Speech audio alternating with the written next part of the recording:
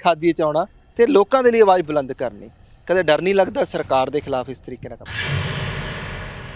जब से ये सरकार आई है भारतीय जनता पार्टी की, धीरे धीरे हमारे अधिकार कम हो रहे हैं। अब हम उस तरह से खुल के बात नहीं कर सकते जैसे पहले करते थे। आपके खिलाफ मुकदमा हो जाता है। तमाम लोग इस समय हिंदुस्तान में, जिसमें नौजवान भी हैं, वो जेलों में हैं। वो एक स्टाइल है पैदल यात्रा वाला, आपने उसको चूज किया, फिर क्या डर लगा वहाँ की गवर्नमेंट को एक पैदल यात्रा से कि वहाँ आपको गिरफ्तार किया? इसको लेके जिस किस्म की आवाज़ उठनी चाहिए थी, जैसे निर्भया के साथ जब बलात्कार हुआ उस तरह की जैसे आवाज़ उठी थी, उस तरह की आवाज़ उठनी चाहिए थी, लेकिन वो नहीं उठी। जिस दिन हमारी यात्रा शुरू होनी थी 26 सितंबर, उसकी पहली शाम को ही हमें वहाँ एक स्थानीय सभासद हैं, कॉरपोरेटर हनीफ कलंदर, उनके घर से हम लोगों को डिटेन किया। क्या लगता है कि ऐसा करने से जो आप टेस्ट करेंगे उससे कुछ हल होने वाला है? क्योंकि अब तक तो देखिए तो हर चीज़ पे इनका ही काबू है। आपको अपना, अगर वो कोई गलत काम सरकार कर रही है तो उसका विरोध करना पड़ेगा। फ्रीडम ऑफ स्पीच हम सुनते हैं, सुनने में अच्छा लगता है, भारा शब्द लगता है, पर कहीं नजर आता है नहीं, तो आप लिखेंगे कि, मीडिया लिखेगा कि हिंदू और मुस्लिम के बीच झगड़ा हो। तो ये मीडिया का बहुत गलत उसकी भूमिका है कि वो सांप्रदायिक नज़रिए से चीज़ों को देखती है। कि हिंदू हिंदुस्तान में सेफ नहीं है, लगता है ऐसा है? ऐसा मुझे समझ में नहीं आता कि हिंदुओं को इस देश में, हमारी 15-20% की जो आबादी है, उससे क्या खतरा आ गया। एक मैंने ना खबर पढ़ी थी, ये सरकार आने से पहले अमेरिका के किसी न्यूज़पेपर ने लिखी थी कि अगर ये सरकार आती है तो छोटी जातियों को, कम गिनती वालों को खतरा होगा। क्या वाकई उसकी वो बात आज सच लग रही है? जो राष्ट्रीय स्वयंसेवक संघ है या भारतीय जनता पार्टी है, ये सिर्फ हिंदू धर्म के वर्चस्व को स्थापित नहीं करना चाहती, बल्कि उसके अंदर जो जाति प्रथा है, उसमें जो ऊंच नीच है, उसको भी बनाए रखना चाहती है। ਸਤਿ ਸ਼੍ਰੀ ਅਕਾਲ, ਤੁਸੀਂ ਦੇਖ ਰਹੇ ਟੀਵੀ ਪੰਜਾਬ, ਮੈਂ ਤੁਹਾਡਾ ਨਾਲ ਜਸਪ੍ਰੀਤ ਸਿੰਘ ਅਸ਼ਕ।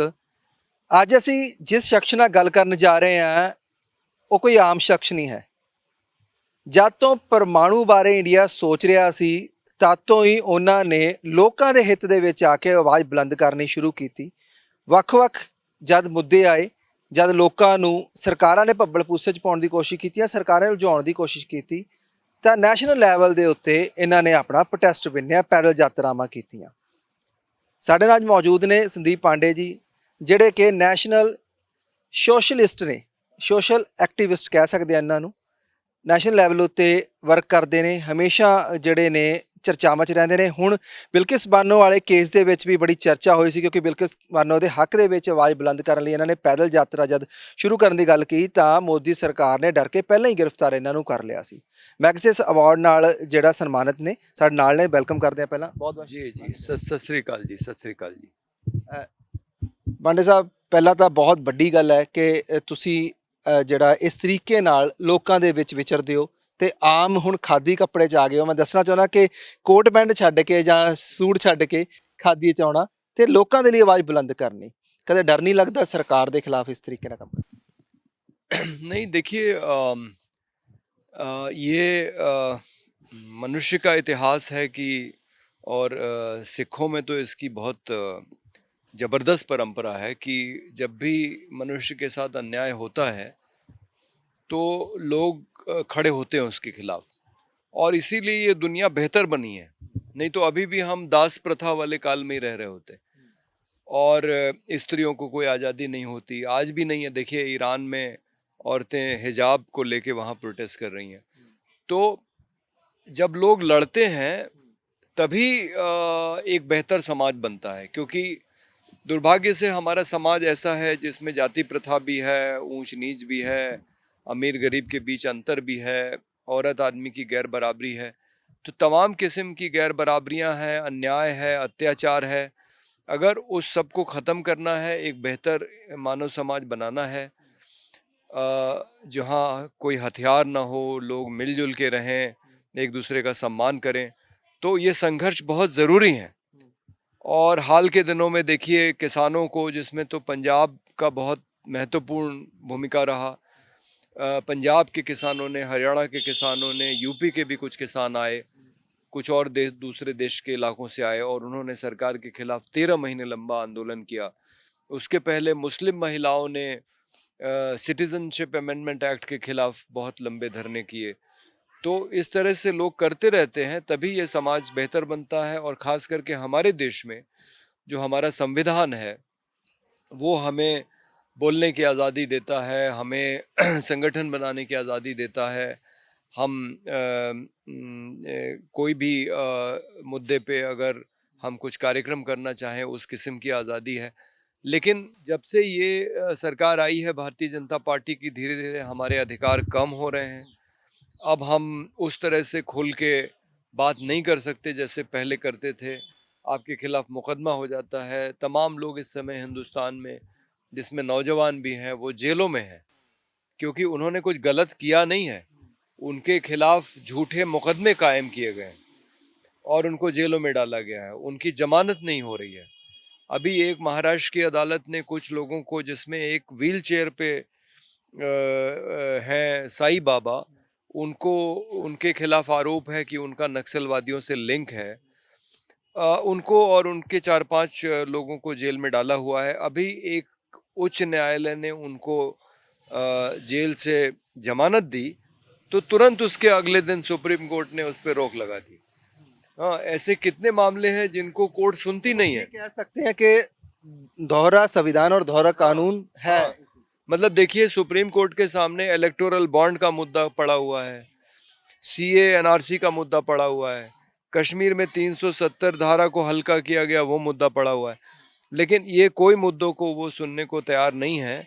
और जैसे ही कुछ सामाजिक कार्यकर्ता, कुछ प्रोफेसर, कुछ पत्रकार जो जेलों में पड़े हैं कई सालों से, जैसे ही उनकी रिहाई का आदेश होता है उच्च न्यायालय से, सुप्रीम कोर्ट तुरंत उसके ऊपर रोक लगा देती है। आपने अपने बिल्किस बानो को लेकर प्रोटेस्ट के लिए सोचा, पैदल यात्रा, क्योंकि आपका वो एक स्टाइल है पैदल यात्रा वाला, आपने उसको चूज किया, फिर क्या डर लगा वहाँ की गवर्नमेंट को एक पैदल यात्रा से कि वो आपको गिरफ्तार किया? देखिए, बिल्किस बानो को 2002 में जब गुजरात में सांप्रदायिक हिंसा हुई, वो उस समय गर्भवती थी, उसके साथ सामूहिक बलात्कार हुआ। उसके पेट का बच्चा भी मरा और उसकी 3 साल की लड़की को तो उन्होंने पत्थर पे पटक के मारा उसके सामने। और उसके परिवार के कुल 14 सदस्यों को उन्होंने उनका कत्ल किया। इस जुर्म में 11 लोगों को सजा हुई और वो गोधरा जेल में थे। लेकिन 15 अगस्त को नरेंद्र मोदी ने लाल किले से भाषण दिया और कहा कि महिलाओं के प्रति हमें अपनी सोच बदलनी पड़ेगी, यानी हमें उन्हें सम्मान की दृष्टि से देखना पड़ेगा। और उसके तुरंत बाद गोधरा में गुजरात सरकार की एक समिति ने, जिसमें वहाँ बीजेपी के विधायक भी शामिल हैं और गोधरा का डिस्ट्रिक्ट मजिस्ट्रेट शामिल है, उसने इन 11 अपराधियों को जेल से छोड़ने का फैसला ले लिया और उनको छोड़ दिया। उस जेल में तमाम लोग बंद होंगे। कोई चोरी के मामले में बंद होगा, कोई रेल में बिना टिकट सफर करने के मामले में बंद होगा, और किसी को नहीं छोड़ा। बिल्किस बानो के बलात्कारियों और उसके परिवार के सदस्यों के हत्यारों को छोड़ दिया। इसको लेके जिस किस्म की आवाज़ उठनी चाहिए थी, जैसे निर्भया के साथ जब बलात्कार हुआ उस तरह की जैसे आवाज़ उठी थी, उस तरह की आवाज़ उठनी चाहिए थी, लेकिन वो नहीं उठी। इसलिए हमने ये फैसला लिया कि हम बिल्किस बानो के गांव से अहमदाबाद तक की 9 दिन की पदयात्रा करेंगे। करीब 200 किलोमीटर की दूरी है। लेकिन जिस दिन हमारी यात्रा शुरू होनी थी 26 सितंबर, उसकी पहली शाम को ही हमें वहाँ एक स्थानीय सभासद हैं, कॉरपोरेटर हनीफ कलंदर, उनके घर से हम लोगों को डिटेन किया। वहाँ हम खाना खाने गए थे और हमको थाने ले आए। थाने में भी आप जैसे पत्रकार हमसे बातचीत करने आ रहे थे तो हमको शहर के 15 किलोमीटर बाहर एक गांव के थाने में भेज दिया और फिर अगले दिन हमें छोड़ा थाने से, लेकिन हमें चलने नहीं दिया। जैसे ही हम एक ज़िले से दूसरे ज़िले के बॉर्डर में घुसे, वहाँ की पुलिस ने फिर हमको डिटेन कर लिया और फिर तीसरे दिन हमको सबको अहमदाबाद पहुँचा दिया गाड़ियों में अपनी पुलिस की, और हमें यात्रा नहीं करने दी। तो उसके बाद मैंने एक 6 दिन का अनशन किया, जो मैंने 2 अक्टूबर को कोचरब आश्रम में, जो गांधी जी का आश्रम पहले रहा है साबरमती के पहले, वहाँ पे उसको ख़त्म किया। और आने वाले चुनाव में हम गुजरात के अंदर, मैं एक पार्टी से जुड़ा हुआ हूँ, सोशलिस्ट पार्टी इंडिया। हमारी पार्टी महिला सम्मान और महिला अस्मिता को मुद्दा बना के गुजरात के चुनाव में जाएगी और बिल्किस बानो जैसी दूसरी महिलाओं के साथ जो अत्याचार होता है उसको उठाएगी और हम महिला उम्मीदवारों को वहां पे खड़ा ठीक करेंगे। है, आप कहते हो कि हम महिलाओं की आवाज़ उठ बुलंद करेंगे और ये जो वहाँ पे हो रहा है हुआ जो भी घटना हुई वो निंदनजोग थी, वो उसको जो सम्मान मिलना चाहिए था लोगों को नहीं मिल पाया है। क्या लगता है कि ऐसा करने से जो आप टेस्ट करेंगे उससे कुछ हल होने वाला है? क्योंकि अब तक तो देखिए तो हर चीज़ पे इनका ही काबू है। नहीं, आप बात सही कह रहे हैं, लेकिन अगर आप इसका विरोध नहीं करेंगे, जैसे अगर किसानों ने विरोध नहीं किया होता तो ये कैसे कानून वापस लेते? किसानों ने जब 13 महीने सड़क पे बैठ के विरोध किया तभी तो इन्होंने कानून वापस लिए ना। तो इसी तरीके से हर एक मामले पे चाहे आपको सफलता मिले या ना मिले, आपको अपना अगर वो कोई गलत काम सरकार कर रही है तो उसका विरोध करना पड़ेगा। एक फ्रीडम ऑफ स्पीच की बात कर लेते हैं, जी बहुत जी बारी ये भी फ्रीडम ऑफ स्पीच हम सुनते हैं, सुनने में अच्छा लगता है, भारा जी शब्द जी लगता है, जी। पर कहीं नज़र आता है? नहीं, हिंदुस्तान में फ्रीडम ऑफ स्पीच धीरे धीरे खत्म होता जा रहा है। मैं आपको गुजरात की बात बताऊं कि जब मैं वहाँ अनशन करने के लिए जो गुजरात की राजधानी गांधीनगर का धरना स्थल है उसका नाम है सत्याग्रह छावनी। आप जंतर मंतर चले जाइए, आपको कुछ लोग वहाँ धरना प्रदर्शन करने मिल जाएंगे। आप लखनऊ में अम्बेडकर अरे इको गार्डन है, वहाँ पे आप चले जाइए, आपको धरना प्रदर्शन करते लोग मिल जाएंगे। लेकिन गुजरात का जो धरना स्थल है वहाँ आपको एक भी धरना नहीं मिलेगा क्योंकि वहाँ करने नहीं देते। मैं जाके वहाँ बैठा तो वो खुफिया विभाग के लोग आ गए कि आपने पुलिस से परमिशन क्यों नहीं लिया। तो पुलिस से परमिशन के लिए मैंने जब एक चिट्ठी भेजी थाने पे, तो वो पुलिस का इंस्पेक्टर कहता है कि ये संदीप पांडे हिंदू, जो चिट्ठी लेके आया हरेश रावल वो भी हिंदू, तो ये हिंदू लोग एक मुस्लिम महिला के लिए क्यों परेशान हो रहे हैं बिल्किस बानो के लिए। तो ऐसी तो हम कल्पना नहीं कर सकते कि पुलिस सरकारी पद पे बैठे लोग इस तरह से बात पर करें। पर त्रासदी तो हमारी भी है ना, केवल सरकारी पद पे पुलिस की बात ना करें, मैं मीडिया की बात कर लेता हूँ, हम जी भी जी मीडिया से जी। जुड़े हुए हैं। हम भी डिबेट इस पे ही करते हैं, डिबेट इस पे नहीं करते कि जीडीपी डाउन जा रही है, डिबेट इस पे नहीं करते लोग भूखे मर रहे हैं, देश गिरावट पे है, कोई लूट रहा है, कुछ बेच रहा है, पर हम धार्मिक की डिबेट हमेशा नहीं, करते हैं। आपकी बात बिल्कुल सही है। कल मैं गुजरात में हमने एक हिंदू मुस्लिम एकता पे मीटिंग की अहमदाबाद के अंदर। वहाँ एक आदमी ने बहुत अच्छा कहा। उसने उसने कहा कि जब दो आदमी दोनों मान लीजिए हिंदू हैं या दोनों मुस्लिम हैं, तो अखबार ये नहीं लिखता कि दो हिंदू लड़े या दो मुस्लिम लड़े। वो कहता है दो लोग लड़े। हाँ, एक और बहुत सारी घटनाएं होती हैं। कोई आप स्कूटी पे जा रहे हैं, हाँ, आपका किसी से विवाद हो गया, वहाँ झगड़ा हो जाता है। अभी गरबा गुजरात में हुआ, उसमें बहुत सारी घटनाएं हुई। कोई मोटरसाइकिल चला के वहाँ पहुँच गया, उसको उसके साथ मारपीट की गई। किसी ने अपनी गाड़ी गलत जगह खड़ी कर दी, उसके साथ मारपीट की। तो ऐसी बहुत सारी घटनाएं होती हैं। उसमें आप अगर एक ही पक्ष के लोग हैं तब आप उनके धर्म की बात नहीं करते हैं, उनकी जाति की बात नहीं करते हैं। लेकिन अगर लड़ाई हिंदू मुसलमान के बीच में हो रही है तो आप लिखेंगे कि मीडिया लिखेगा कि हिंदू और मुस्लिम के बीच झगड़ा हुआ। तो ये मीडिया का बहुत गलत उसकी भूमिका है कि वो सांप्रदायिक नजरिए से चीजों को देखती अच्छा, है। आप बात कर रहे हो, ठीक है, भी हिंदू मुस्लिम की बात हो जाती है, जहाँ आज की जो सरकारें हैं वो ये बात कहने पे ज़्यादा जोर दे रही हैं कि हिंदू हिंदुस्तान में सेफ नहीं है। लगता है ऐसा है कुछ? नहीं नहीं, ये तो सवाल ही नहीं है भाई। देखिए आप अगर देखें तो अभी भी आप किसी भी सरकारी कार्यालय में चले जाइए, आपको जो वहाँ अधिकारियों के बोर्ड हैं वो देखेंगे, वो ज़्यादातर हिंदू नाम ही नहीं बल्कि ज़्यादातर सवर्ण नाम है, ऊंची जाति के हिंदू हैं। मीडिया में चले जाइए, ज़्यादातर आपको अभी हिंदू ही दिखेंगे, वो भी सवर्ण हिंदू दिखेंगे। वही हाल न्यायालय का है। तो ऐसा मुझे समझ में नहीं आता कि हिंदुओं को इस देश में हमारी 15-20% की जो आबादी है उससे क्या खतरा आ गया है। जबकि सच्चर समिति की जो आख्या है मुसलमानों की सामाजिक आर्थिक और शैक्षणिक स्थिति को लेके, वो साफ साफ कह रही है कि प्रति परिवार बच्चों की संख्या हर एक समुदाय में घट रही है, और हिंदुओं में भी घट रही है, मुसलमानों में भी घट रही है। हिंदुओं में थोड़ा ज़्यादा घट रही है। तो वो हमारी आबादी जो अभी बढ़ रही है हिंदुस्तान की, वो एक जगह जाके स्थिर हो जाएगी, और स्थिर होगी तो उसमें मुसलमानों का प्रतिशत करीब 19 रहेगा। मतलब ऐसा कोई दिन नहीं आने वाला है कि मुसलमानों की संख्या हिंदुस्तान में हिंदुओं से ज़्यादा हो जाएगी। लेकिन ये एक राष्ट्रीय स्वयंसेवक संघ ने इस तरह का एक दुष्प्रचार किया हुआ है, और इस दुष्प्रचार के बल पे उन्होंने एक भ्रम की स्थिति पैदा कर दी है, और ये सिर्फ उनकी राजनीति है वोटों के ध्रुवीकरण के लिए। तो इससे वो वोटों का ध्रुवीकरण करते हैं, और गुजरात में तो हालत जैसा मैंने आपको उदाहरण दिया, बहुत ही खराब हो गई है। आप हमारे राज्य में जाइए तो अभी भी आपको बहुत सारे उदाहरण मिल जाएंगे, हिंदू मुस्लिम मिल के रहते हैं, काम करते हैं। ये बात आपकी सही है। हम कई बार हम जहाँ मर्जी जाएं, कहीं पे भी जाएं, चाहे बड़ा शहर हो छोटा हो, कोई भी दो धर्म वाले रहते होंगे तो पता भी नहीं होगा कि कौन सा है कौन सा नहीं है, तो वो खुद भी नहीं लड़ेंगे, राजनेता ज्यादा लड़ाते हैं।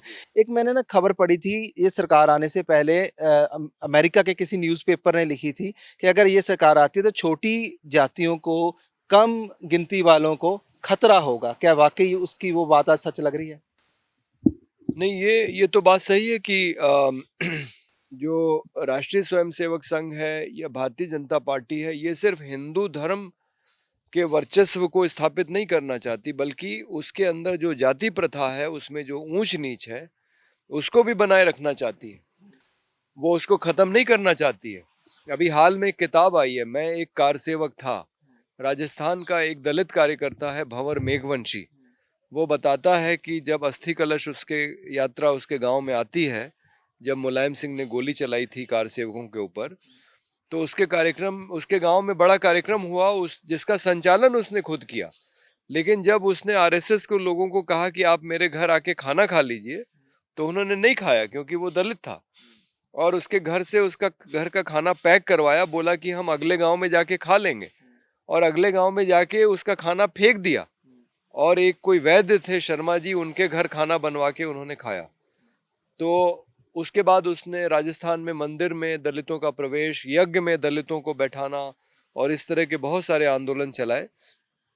लेकिन अब वो पूरी तरह से आरएसएस के खिलाफ इस समय बोल रहा है, लिख रहा है। तो ये बात सही है कि जो जाति व्यवस्था में जो नीचे के पादान पे जातियां हैं, उनके साथ भेदभाव जैसा होता था पहले, वैसा होता रहेगा। जो हमारा संविधान उसको खत्म करना चाहता था, वो इस राज में नहीं हो मेक पाएगा। इन इंडिया हो रहा है, आप मानते हो कि मेक इन इंडिया हो रहा है? जी जी जी। अच्छा, एक बात और, आपने शुरू में बात की बिल्किस बानो के जो जितने भी दोषी थे उनको छोड़ दिया गया है। सरकार ये लगा लेती है कि चाल चलन ठीक था, ऐसी ये एक बात नहीं है। हम अगर 84 की बात करें तो दिल्ली की, वहाँ पे भी ऐसा ही हुआ। तो बहुत सारे थे किशोरीलाल जैसे जिनको छोड़ दिया गया था उसके बाद। तो ये चलता है, ये होता है। पर बंदी सिंहों की मैं बात करूंगा जो अभी भी सजाएं पूरी कर चुके हैं, पंजाब में पंजाबी रिलेटेड है, सिख हैं, उनको नहीं छोड़ा जाता। हाँ, ये बहुत दुर्भाग्य है कि बहुत सारे लोग अपनी जेलों में हैं पूरे देश में, जो या तो उनकी उतने साल वो रह चुके हैं जितने की उस जिस जुर्म के लिए वो जेल में है उतने सजा होती, उससे ज्यादा साल वो जेलों में रह चुके हैं। कई लोग हैं जो ऐसी धाराओं में हैं, क्योंकि अब आपको मालूम है कि जेल आप तभी जाएंगे जब आपको 7 साल से ज्यादा की सजा वाला आपने कोई जुर्म किया हो। उससे 7 साल से कम वाली सजा आपको होनी है तो आपको जमानत मिल जानी चाहिए। लेकिन बहुत सारे लोग हैं जो जो वकील नहीं कर पाते हैं, जिनके पास पैसा नहीं है, जिन्हें जानकारी नहीं है, और वो हमारी जेलों में सड़ते रहते हैं। ये बहुत दुर्भाग्य की बात है। इसमें हमारी न्यायालय को स्वयं संज्ञान में लेके ऐसे लोगों को जेलों से छोड़ना चाहिए जो मामूली अपराधों में बंद है।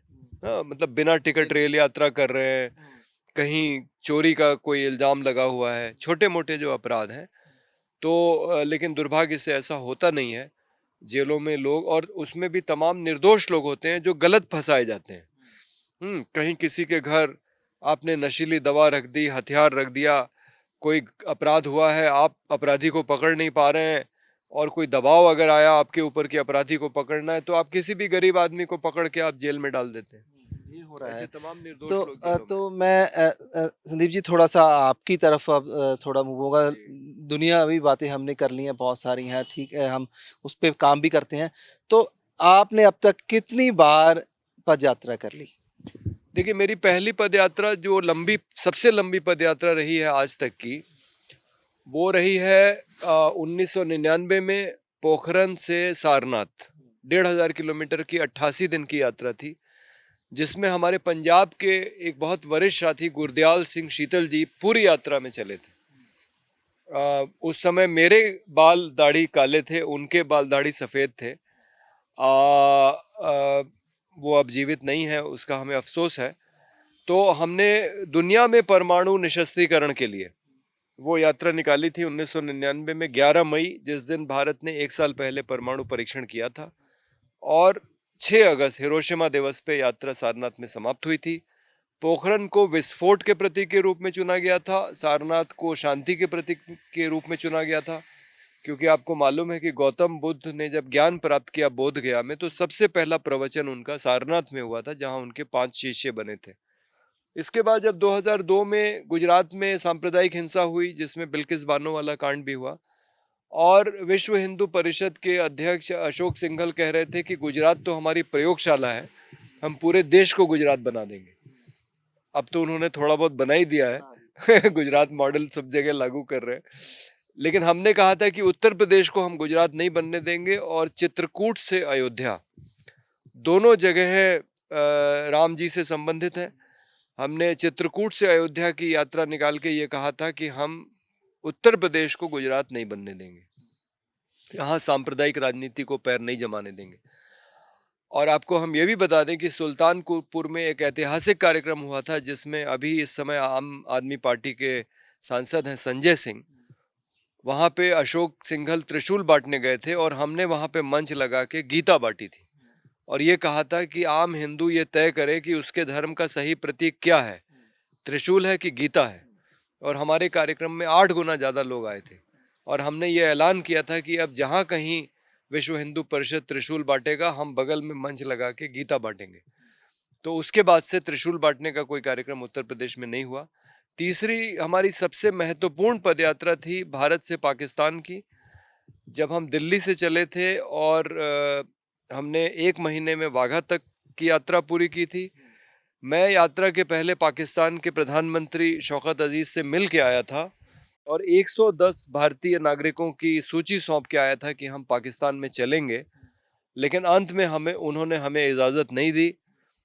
ऐसा सुना जाता है कि पाकिस्तान की खुफिया जो एजेंसी है ISI, वो उस मार्ग में ओकारा नाम की जगह पड़ रही थी, जो कुछ मिलिट्री का इस्टेब्लिशमेंट है।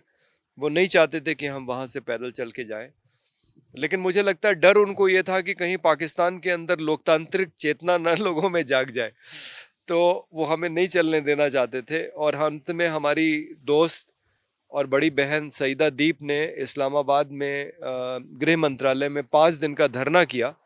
तब हम 10 लोग, मेरे 2 बच्चे भी गए थे, 12 लोग हम लोग गए थे, और हमको गाड़ियों से उन्होंने लाहौर से साहिवाल चीचावतनी होते हुए मुल्तान जाने दिया था। और उस यात्रा की विशेष बात यह है कि हमारे साथ ये यात्रा हमने निज़ामुद्दीन औलिया की दरगाह से बहाउद्दीन ज़ाकरिया की मज़ार तक निकाली थी। और हमारे साथ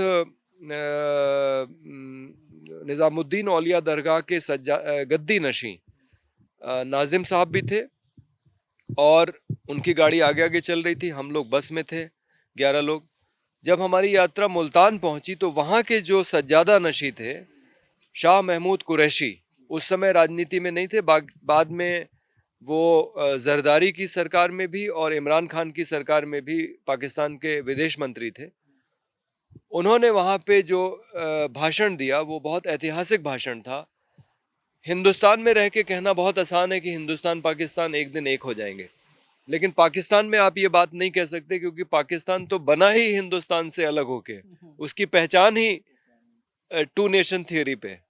लेकिन उस दिन वहाँ पे शाह महमूद कुरैशी ने मुल्तान में उस दरगाह में एक भाषण दिया, और कहा कि जिस तरह से दोनों जर्मनी एक हो गए, एक दिन जरूर ऐसा आएगा जब हिंदुस्तान और पाकिस्तान भी एक हो जाएंगे। तो ये बहुत बड़ी बात थी, और मतलब हमारी यात्रा से ऐसा माहौल बन गया था। मतलब उस दिन बहाउद्दीन ज़करिया की मज़ार में पैर रखने की जगह नहीं थी। आपने अपने परमाणु से शुरू की यात्रा, अच्छी भली नौकरी है, अच्छा भला चल रहा है, सूट बूट वाला बंदा है, पूरी ऐश चल रही है, लोग विदेश जाने के लिए तरस रहे हैं और विदेश में है, फिर कैसे लगा कि नहीं वापस जाऊंगा और ये सब कुछ करूंगा? नहीं, सूट बूट तो मैंने कभी नहीं पहना जिंदगी में। हाँ, पैंट कमीज पहनता था।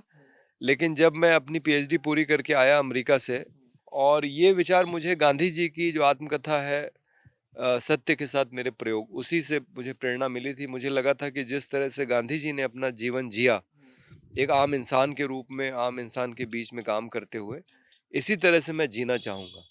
तो मेरे आदर्श गांधी रहे हैं, आज भी हैं। और मैं उन्हीं के तरीकों को, पदयात्रा, उपवास, उन्हीं तरीकों को अपनाता हूँ अपने कार्यक्रम के लिए। और जब भी मन में कोई उलझन होती है, तो गांधी ने एक ताजीब दिया है, ताबीज़ दिया है। और वो ताबीज़ ये है कि अ, अगर आपके मन में किसी भी सवाल को लेके कोई दुविधा हो, तो आप ये सोचिए कि समाज का जो अंतिम इंसान है, उस मसले से वो कैसे प्रभावित होगा, और फिर उसका उत्तर आपको मिल जाएगा। एक आखिरी सवाल, क्योंकि समा ज़्यादा नहीं है, बातें तो बहुत सारी करनी है, बहुत बड़ी आपकी जो यात्राएं हैं, बहुत बड़ा आपका जीवन है। पर एक बात ज़रूर कि आजकल एक ट्रेंड चला है, ट्रेंड बोलूँगा मैं इसको, हालांकि वो बड़ी बात है कि जब भी देखते हैं किसी का भी मूड आता है, जो जो पावरफुल बंदा है, दूसरे को वो देशद्रोही करार दे देता है और टैग लगा देता है। उसको कैसे देखते हैं? हाँ, उसके पहले मैं पदयात्राओं के सिलसिले में एक यात्रा के बारे में बताना भूल गया, जो थी तो छोटी लेकिन महत्वपूर्ण इस लिहाज से थी कि उसमें नरेंद्र मोदी की श्रीमती जी आई थी आधे घंटे के लिए। 2018 में मोदी जी के आने के बाद से पाकिस्तान आना जाना बंद हो गया। मैं 10 बार पाकिस्तान गया हूँ, लेकिन मोदी सरकार आने के बाद उन्होंने हम लोगों को जाने की अनुमति देना भी बंद कर दिया, और वहाँ से हमारे जो दोस्त आना चाहते हैं उनको भी अनुमति देना बंद कर दिया। तो हमने गुजरात के अंदर अहमदाबाद से पाकिस्तान की सीमा नडा बेट तक एक यात्रा निकाली कि गुजरात से पाकिस्तान आने जाने का रास्ता खोला जाए। उस यात्रा में यशोदा बहन आई थी आधे घंटे के लिए, जो नरेंद्र मोदी की पत्नी है। और वो तो आप मान रहे हो ना, वो तो आप मानते हो, वो तो नहीं मानते। नहीं नहीं, वो मानती हैं अपने आप को। वो मानती है पर वो नहीं ना मानते। नहीं, नरेंद्र मोदी भी जब चुनाव लड़ते समय जब अपना शपथ पत्र भरते हैं, तो पत्नी का नाम यशोदा बहन लिखते हैं। लेकिन आगे के जो सवाल हैं, पत्नी का बैंक अकाउंट, पत्नी की संपत्ति, तो वो कह देते हैं मालूम नहीं। तो लेकिन अपनी पत्नी का नाम एफिडेविट पे नरेंद्र मोदी पहले नहीं लिखते थे, लेकिन जब से लोगों को पता लग गया कि उनकी एक पत्नी है, तो वो नाम लिखते हैं। तो उन्होंने यात्रा में आके ये कहा कि जैसे नरेंद्र मोदी जब बनारस से खड़े होते हैं चुनाव लड़ने के लिए, तो मैं भगवान से प्रार्थना करती हूँ कि वो जीत जाए। इसी तरह से मैं भगवान से प्रार्थना करती हूँ कि भारत और पाकिस्तान के बीच दोस्ती और अमन कायम होना चाहिए। तो बहुत बड़ी बात उन्होंने कही थी। और फिर मैंने एक लेख में लिखा था कि अगर नरेंद्र मोदी अपनी श्रीमती को अपने साथ रखते, तो हो सकता है ये उन्हें कुछ सद्बुद्धि देती। क्योंकि वो कहते हैं ना कि हर मर्द के पीछे औरत का हाथ होता तो हो शायद वो हाथ होता। सो हम फिर तो अब मैं point पे आते हैं। हाँ, अब हम उस पे आते हैं। तो ये बात सही है कि आप कोई भी बात कहिए, ये आपको देशद्रोही बता देते हैं। और मुझे भी बताया है, मतलब मैं काशी हिंदू विश्वविद्यालय में पढ़ाता था, तो मुझे जब निकाला गया तो मेरे ऊपर यही आरोप लगाए गए कि ये नक्सलवादी समर्थक हैं, ये आतंकवादी समर्थक हैं, कश्मीर की आज़ादी की बात करते हैं। और जब मैं इलाहाबाद उच्च न्यायालय में गया इसके खिलाफ, मेरे निकाले जाने के खिलाफ, तो इलाहाबाद उच्च न्यायालय ने सिर्फ इतना कहा कि मेरे बारे में कहा कि ये एक विचारधारा मानते हैं, और उनके बारे में कहा, वाइस चांसलर के बारे में, कि वो दूसरी विचारधारा को मानते हैं। और ये विचारधारा के मतभेद के कारण मुझे निकाला गया, और उन्होंने ऑर्डर किया कि मुझे वहाँ बहाल करना चाहिए। लेकिन चूंकि मैं संविदा पे काम कर रहा था, इसलिए मेरा वो उन्होंने उसको फिर से आगे नहीं बढ़ाया, जो हमारा कॉन्ट्रैक्ट था, और वहाँ दोबारा पढ़ाने नहीं दिया। लेकिन हाई कोर्ट ने भी उसके बारे में कुछ नहीं कहा जो इन्होंने मेरे ऊपर आरोप लगाए थे। तो ये इस तरह के अनर्गल आरोप तमाम लोगों के ऊपर लगाते हैं। उसमें से कई लोग जेल गए, जेल से छूटे, कई लोग आज भी जेल में हैं। जैसे मैंने आपको बताया, साईं बाबा अभी भी जेल में है। उनके ऊपर नक्सलवादी समर्थक होने का आरोप। आपने आपने जी। बोला कि देशद्रोही लगा देते हैं, तो फिर मेरे ख्याल से आपके पास अभी वो सर्टिफिकेट है वो देश प्रेम वाला, अभी आप देश प्रेमी है, देशभक्त है, या फिर अभी भी वो टैग लगा हुआ है कि आप देशद्रोही हैं? देखिए, मैं पिछले 30 साल से जितने भी काम कर रहा हूँ आम जनता के लिए कर रहा हूँ, ठीक है। उसकी उसकी शिक्षा के अधिकार के लिए, उसकी जमीन के अधिकार के लिए, उसके घर के अधिकार के लिए, हिंदू मुस्लिम एकता के लिए, भारत पाकिस्तान के बीच में शांति और दोस्ती के लिए, ये सारे वो काम हैं जो आम जनता के हित में, ठीक है। जो जो देशद्रोही बनाते हैं बंदे हाँ, को। तो मुझे अपनी अपनी देश प्रेम का कोई सर्टिफिकेट देने की जरूरत नहीं है। और एक तो ऐसा भी आंदोलन है जिसमें मैं कोका कोला कंपनी के खिलाफ जेल में गया हूँ 2 बार बनारस में, जिस कंपनी को यही सरकार नहीं, इसके पिछली भी सरकार ने इजाजत दी हुई है इस देश का पानी हम ही को बेच के, हमारा ही पानी हम ही को बेच के 20 गुना मुनाफा कमा के वो कंपनी ले जा रही है अमेरिका। हम अपने किसान को 1.5 गुना उसका जो मूल्य है खेती का, जो उसमें पैसा लगा रहा है, उसका 1.5 गुना देने को तैयार नहीं है एक कानूनी गारंटी के रूप में। और कोका कोला और पेप्सी को हम 20 गुना मुनाफा कमा के उसको अमेरिका ले जाने दे रहे हैं, और ये सरकार वो करने दे रही है, और हम उसके खिलाफ जेल गए। तो आप बताइए देशद्रोही कौन है और बहुत सारी कौन है? बातें थे जो आपसे अभी भी करनी बाकी थी, पर समय ज़्यादा नहीं है हमारे हाँ, पास, और इसलिए एक बात जरूर ये जी। मैं जोड़ दूं अंत में, जो बात हमको बार बार कहनी पड़ेगी, कि राष्ट्रीय स्वयंसेवक संघ या हिंदुत्व की विचारधारा का कोई भी व्यक्ति उसने आजादी के आंदोलन में कुर्बानी नहीं दी है। सावरकर जेल गए लेकिन माफी मांग के बाहर आए, और अब पहले तो ये मानते ही नहीं थे कि सावरकर ने माफी मांगी, लेकिन अब राजनाथ सिंह ने कहा है कि नहीं, गांधी के कहने पे माफी मांगी। तो आप हमें ये बताइए, गांधी ने अपने को छुड़ाने के लिए कभी माफी नहीं मांगी। नेहरू जेल गए, सरदार पटेल जेल गए, इनके लिए कभी माफी नहीं मांगी। भगत सिंह के लिए माफी नहीं मांगी जिसको फांसी की सजा हो रही थी। तो क्या इन्होंने सिर्फ सावरकर को सुझाव दिया कि तुम माफी मांग के जेल से निकल आओ? सावरकर ने लिखा है कि जेल में मुझे बहुत प्रताड़ित किया गया, टॉर्चर किया गया। तो टॉर्चर तो लोहिया को भी किया गया था लाहौर में, लेकिन लोहिया जी ने तो माफी नहीं मांगी। लोहिया ने तो जो भी उनकी प्रताड़ना हुई वो हुई। जयप्रकाश नारायण तो हजारीबाग का जेल तोड़ के बाहर आ गए। लेकिन ये ऐसे व्यक्ति हैं, आप सोचिए, इनको अंग्रेज से पेंशन मिलती थी, सावरकर को। आपने कभी सुना है कि गांधी को, पटेल को, मौलाना आजाद को, सुभाष चंद्र बोस को, भगत सिंह को कोई अंग्रेज से पेंशन मिलती थी?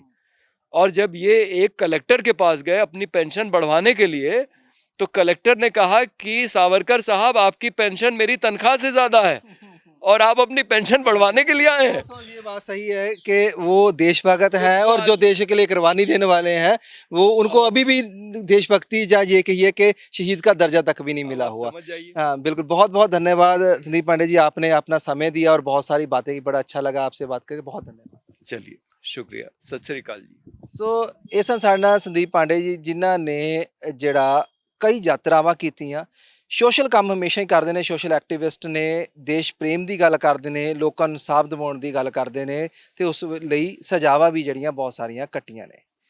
ਸੋ ਉਮੀਦ ਕਰਦੇ ਹਾਂ ਤੁਹਾਨੂੰ ਜਿਹੜੀ ਇਹ ਗੱਲਬਾਤ ਪਸੰਦ ਆਈ ਹੋਵੇਗੀ। ਹੁਣ ਮੈਨੂੰ ਜਸਪ੍ਰੀਤ ਸਿੰਘ ਆਸ਼ਕ ਨੂੰ ਦਿਓ ਇਜਾਜ਼ਤ। ਦੇਖਦੇ ਰਹੋ ਟੀਵੀ ਪੰਜਾਬ। ਧੰਨਵਾਦ।